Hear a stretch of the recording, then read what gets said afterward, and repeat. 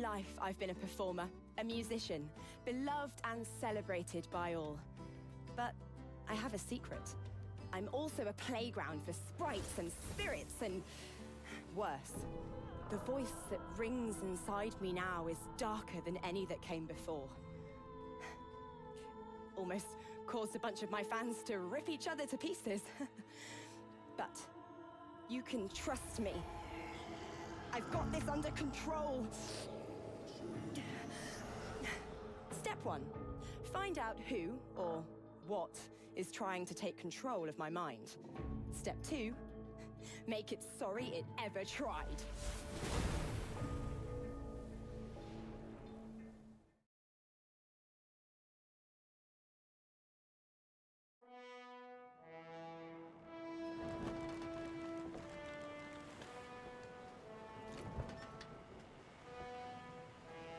So?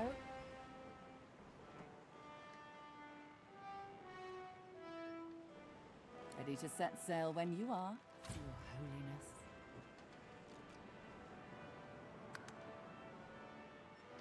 Fantastic. Now, on to the interesting part. After many adventures, the party finally reached the place where Godwo can go to become divine. But more surprises and difficult choices awaited.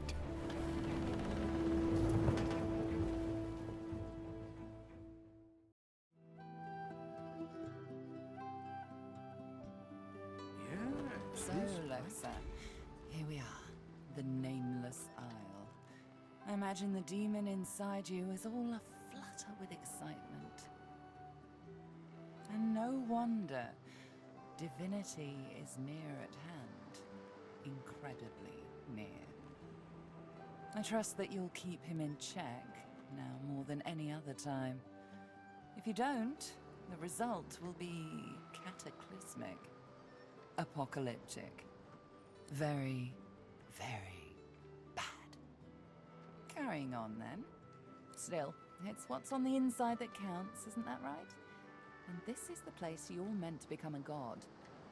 I can't help but wonder exactly what you intend to do with such a power.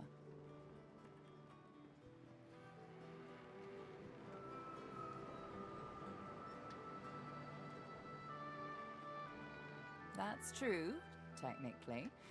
But do be wary of putting yourself first at the expense of others. Those who are mistreated tend not to bear their condition indefinitely. Remember that. You'll want to hurry now. Divinity is waiting, after all. Excellent question. Normally, this place ought only to be known to Godwoken, but judging by the ships burning in the bay, there's been a breach, let's call it. Regardless of who's on the island, all that matters is who ascends. Make sure that's you. The strongest will survive and ascend. I'm hardly an expert on the matter, but I'm smart enough to put 2 and 2 together. Where there is an ocean of source, there is a well for drawing from it. To rise to divinity, you probably need to take a gulp, though I'm sure it won't be that simple. Look at that island, Quercus. Covered in forest. A true forest. Can you smell it? Over the stink of the water. Millennia of mulch.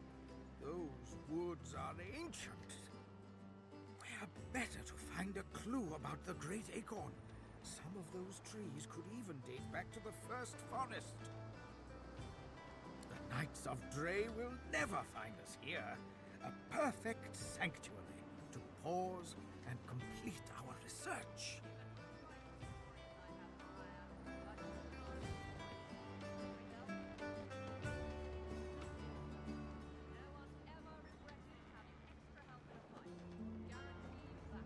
There's no rest for the wicked, Quercus. And even less for those out to save the world, it seems. Somewhere on this ancient isle, there must be a clue that will help us stop the acorn. We must tread carefully. I'm sure such a wonderland will be dangerous, but at least it should be free from the Knights of Dre. What would we do, Quirkers? Why, we'd make them sorry they ever left their mother's nests. Anyway, we have something for your new best friend. The squirrel reaches out and hands you a piece of bark covered in tiny, scratched handwriting. Something I discovered in your lizard friend's basement. She won't miss it, but use it well.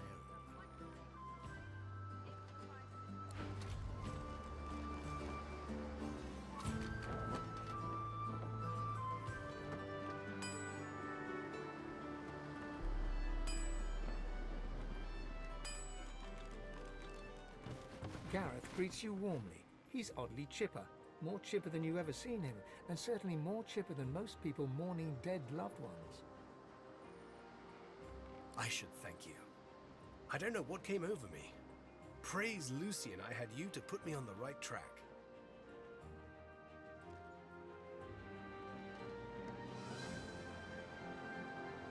I am feeling, well, if not good, then certainly better. I just needed time to think. My parents led good lives. I'd rather celebrate them for the love they gave me than to wail over their loss. Besides, we have work to do. Once we anchor at the Nameless Isle, I'll scout ahead, see if I can help locate the council and ease the way. I'll report to you on what I find.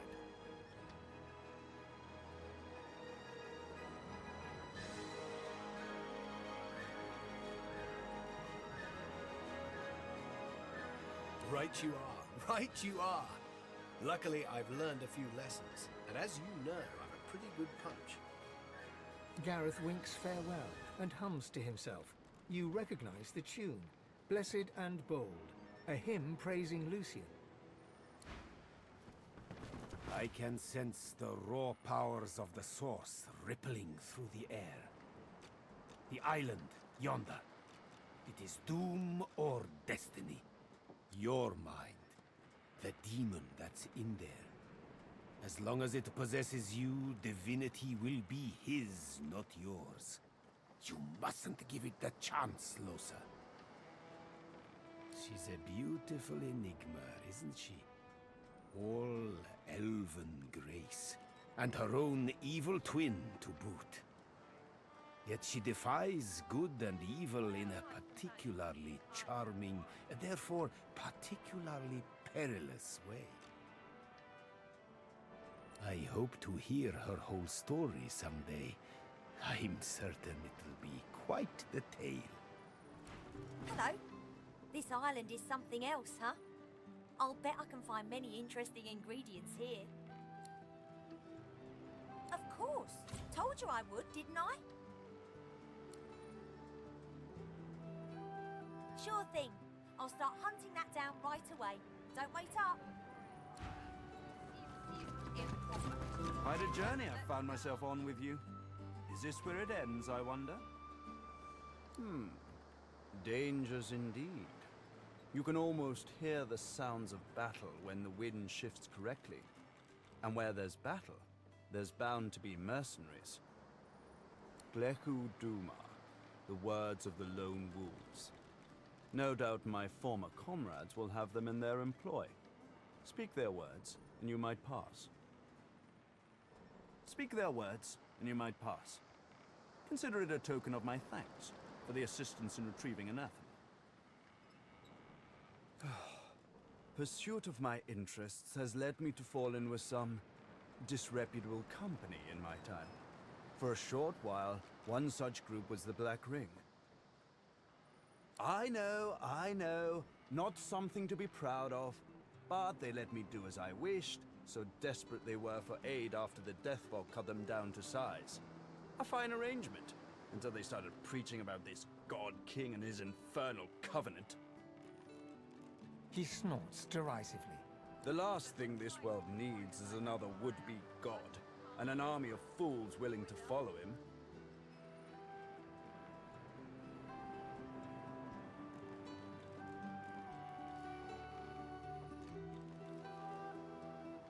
It's a sop to all the fools who think that someone will grant them power and immortality in return for loyalty. This God King has caused to make war with the Seven, and the Covenant is how he's gathered his army. They become sworn, as it was put to me, bound to serve, die, and be reborn for the God King for as long as he wishes. Then, at some ill-defined point in the future, they think they'll be rewarded. You should have seen them all, on their knees, worshipping a new tyrant just to spite 7 old ones. I got away from them while I still could. Unfortunately, Dallas was waiting to snatch me. There's a clue in the name. He's a god, or something that wants to be a god. Continue to march to the Seven's beat, and I'm sure you'll find out exactly what he is. They're all the same, you know. Tyrants, liars, carrion birds. The best thing would be for them all to destroy each other and leave the rest of us to live in peace. You know why. A time is coming when you're going to need me, and I won't be much use to you if I'm performing self-surgery, will I? Besides, it doesn't matter if you don't let it matter. Black Ring, Divine Order, all labels try to define who we are. As soon as a skin is of no more use to me, I shed it. You ought to try it sometime, God-woken. My efforts continue. I must admit it's quite an intricate piece to work with, even for someone like myself. I remain confident of success, though. Try as he might, Tarquin cannot hide a small flash of surprise. Where did you hear that precisely? Never mind. The Aetiran is a children's fable, nothing more. Supposedly a wand with an infinite capacity for source? Pure nonsense, I assure you. Really? Well, perhaps that says more about the caliber of their intellect than anything else. Such a device would be a gross overconcentration of power. It could purge the entire world of all source. Luckily, the laws of the universe render such a thing impossible.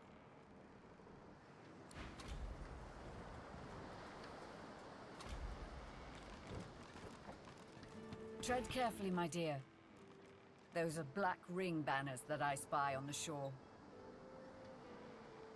I studied the tablet that you so generously provided. It showed me everything I need to know about creating a functional Swornbreaker. Once I have that, I'll be free of the Covenant. And free to spend the rest of my days with Mahalli. See those structures further inland? Remarkably like those from the caverns of the Black Pits, aren't they? Should you discover the parts needed for a Swornbreaker, please bring them to me. I'll make it worth your while. Also, you will likely encounter sworn followers of the God King on that island, I suspect. I would avoid combat if possible. Death can be less than final for them, if the God King wills it. Almira doesn't respond right away. Instead, she turns and gazes intently at the island. After a long... I sense a familiar presence. The Sallow Man. Yes. He's there somewhere. Likely commanding Black Ring forces. You should seek him out. He's a foul creature, but not opposed to cutting a deal. Beware his underlings, though. If they challenge your presence, pose as a thrall of mine, and you should gain safe passage. My name should still command respect among them. Something on your mind, darling?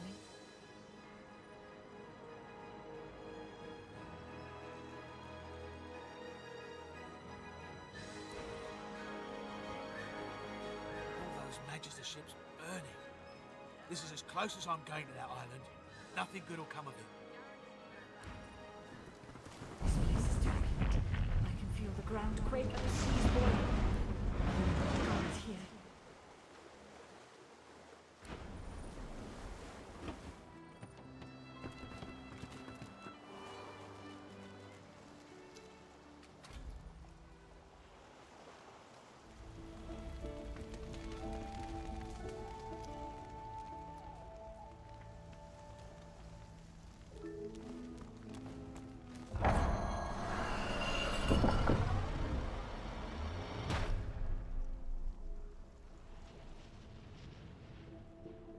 Before you stands a shrine of a particularly strange design. You've seen machinery like this before, in the cave beneath the Black Pits.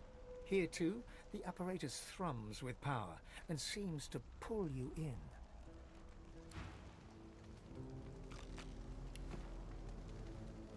These bodies have been purged. Who could have done this? I suspect we shall soon find out.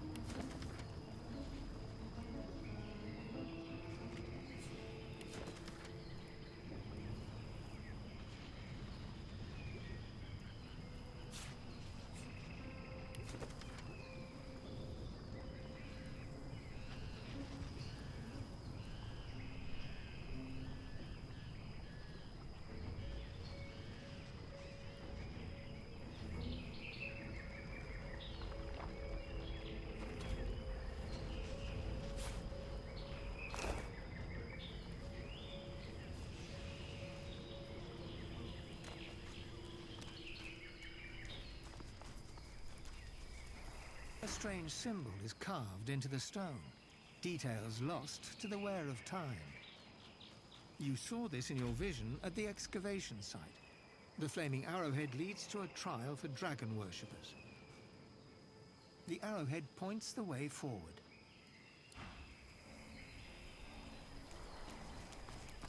I've never seen ruins like these. You don't get out much, do you?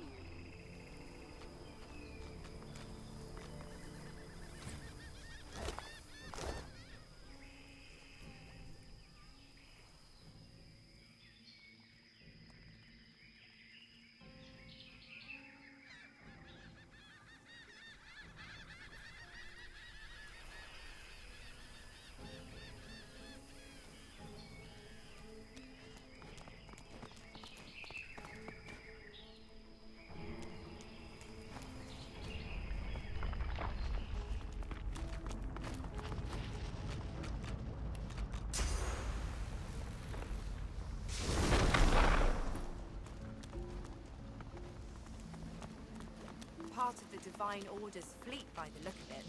Hellfire must have rained down on them. It's surprising any of them made it ashore, looking at that.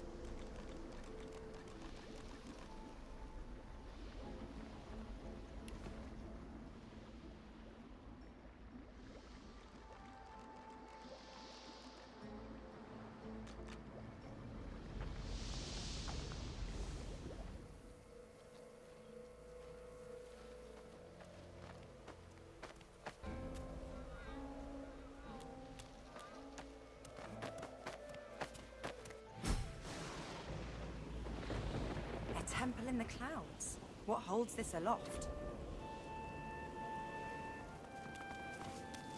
Before you stands a shrine to Amadia, her solemn face carved of ancient stone. This statue of Amadia seems ancient. Moss blooms from cracks all over the stone, and tears of rain stream from her eyes. A hollow space marks the center of her creased brow.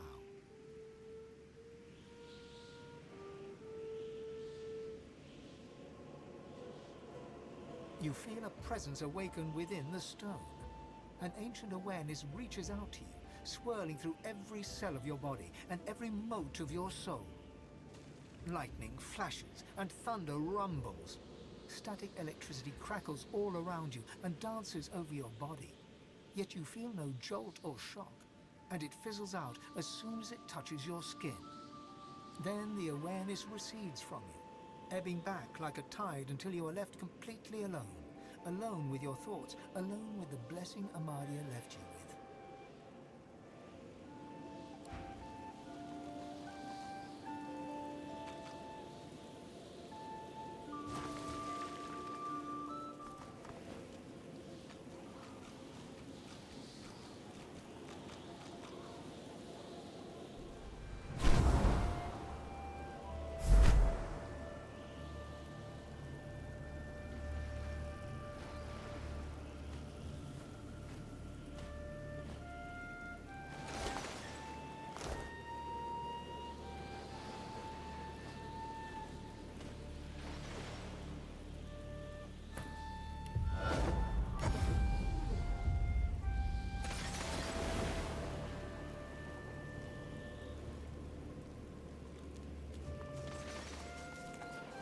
that a reaction?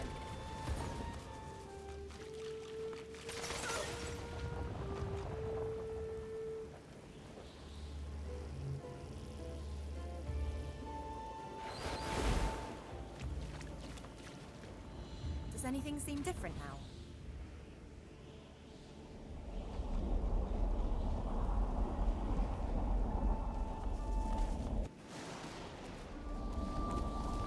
I have no idea what any of this means. Amadia truly is the mother of all magic, the patron of all who use Source.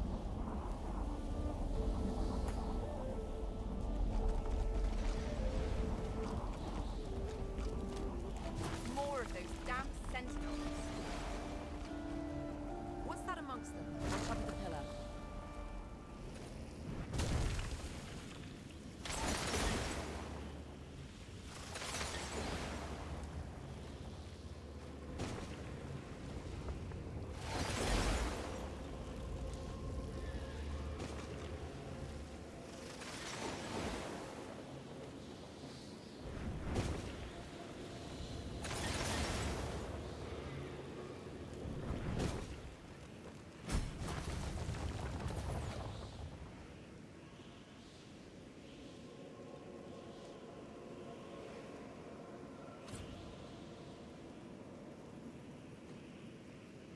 Our defenses are breached. Must I kill you now?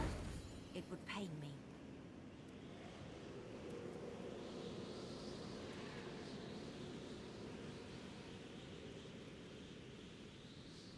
I am relieved. I greet you. I was, Amadia's chosen champion. She gasps and bows her head in deference. Forgive me, please. I hold this boon. It is Amadia's. It should be yours. A pair of gloves, beaten and worn, but clearly of the highest value, especially to a wizard. I came to the council to learn to be divine. I failed. I'm not made to be pursued by evil. And that's what it means to be God-woken. Afterwards, I roamed the island, as did all we fallen knights.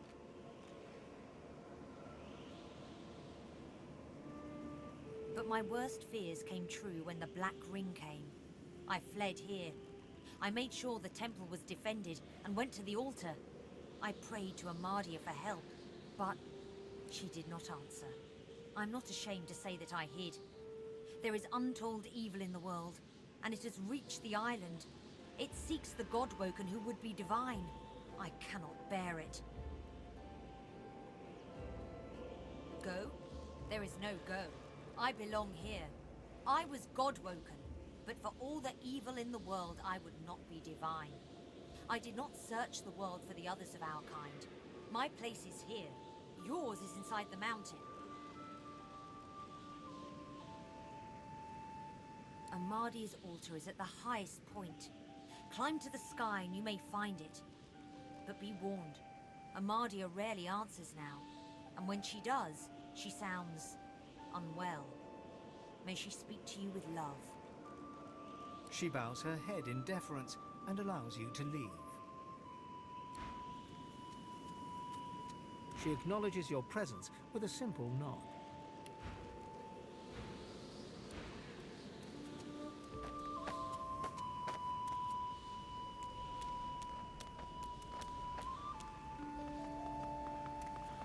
A bird flits in the background as you approach the altar.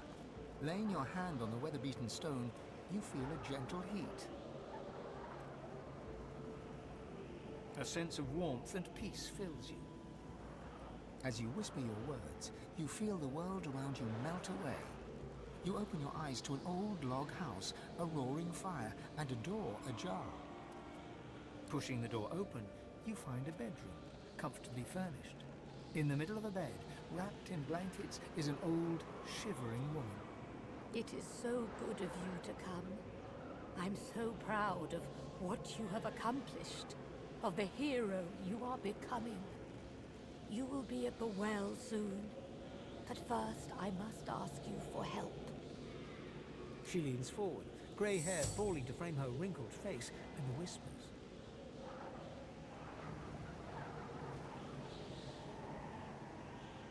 I am so hungry. I need to feed. I need your sauce.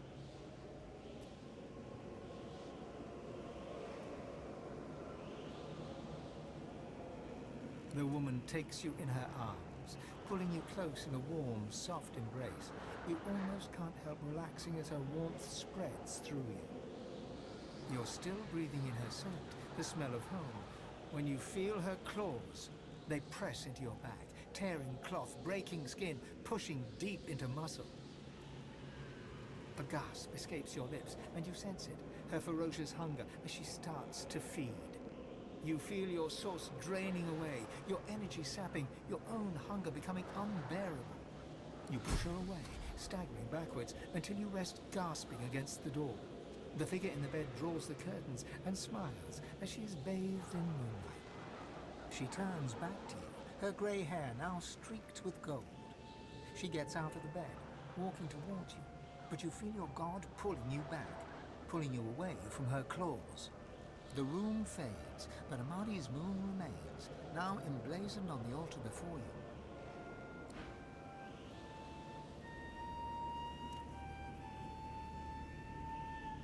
A bird flits in the background as you approach the altar. A sense of warmth and peace. You reach out to Amadia, but all you can hear is the chirp of birds. Getting up, you see the emblem of a moon carved into the altar.